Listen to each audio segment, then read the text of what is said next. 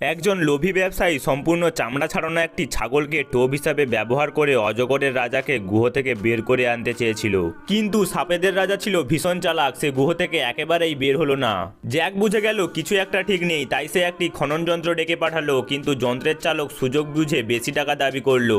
কথাটা শুনে জ্যাকের ভেতরে অন্ধকার এক রাগ চেপে বসেছিল, তবে সে নিজেকে সামলে নিল এবং টাকার একটি বান্ডেল তাদের দিকে ছুড়ে দিল। খনন কাজ শুরু হতেই অল্প সময়ের মধ্যে মাটির নিচ থেকে একটি কফিন বেরিয়ে এলো। হঠাৎ করেই একটি বিষধর সাপ লাফিয়ে বেরিয়ে এসে এক শ্রমিককে কামড়ে দিল। কয়েক সেকেন্ডের মধ্যেই অনেক সাপ তার শরীরের ওপর ঝাঁপিয়ে পড়লো এবং তাকে সম্পূর্ণ ঢেকে ফেললো। কিছুক্ষণ পর সে কোনো মতে সেখান থেকে বেরিয়ে এলো। তার পুরো শরীর জুড়ে ছিল অসংখ্য কামড়ানোর দাগ। কিন্তু আতঙ্কিত হওয়ার বদলে সে আরো লোভী হয়ে উঠল। চিকিৎসার জন্য সে আরো বেশি টাকার দাবি করতে লাগলো।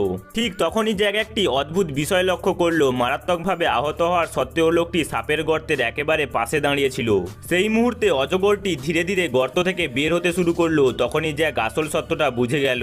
এই ভয়ঙ্কর প্রাণীটি মানুষের রক্তের গন্ধে আকৃষ্ট হয়। সুযোগ বুঝে জ্যাক একটি হাতুড়ি তুলে নিল এবং শ্রমিককে আক্রমণ করতে শুরু করলো। তার ধারণায় ঠিক প্রমাণিত হলো, রক্তের গন্ধ অজগরটিকে বাইরে টেনে আনলো। এক মুহূর্তেই সে লাশটিকে আঁকড়ে ধরে নিজের আস্তানায় টেনে নিয়ে গেল। খনন যন্ত্রের চালক আতঙ্কিত হয়ে পড়ল এবং সাপটিকে আটকাতে যন্ত্রটি সামনে এগিয়ে নিতে চাইল। কিন্তু জ্যাক জানতো এতে অজগরের চামড়া নষ্ট হয়ে যাবে, তাই সে নিজের লোকেদের নির্দেশ দিল চালকটিকে বাঁধা দিতে, যাতে অজগরটি আরো কয়েক সেকেন্ড সময় পায়। এরপর জ্যাক নিজেই সামনে এগিয়ে গেল এবং খালি হাতেই সেই দানবের মুখোমুখি দাঁড়ালো। আর ঠিক সেখান থেকেই শুরু হলো সেই ভয়ঙ্কর প্রাণঘাতী লড়াই। নেক্সট পার্টে কি হবে জানতে হলে চ্যানেলটিকে সাবস্ক্রাইব করে ভিডিওটিকে লাইক করে আমাদের সঙ্গে থাকুন।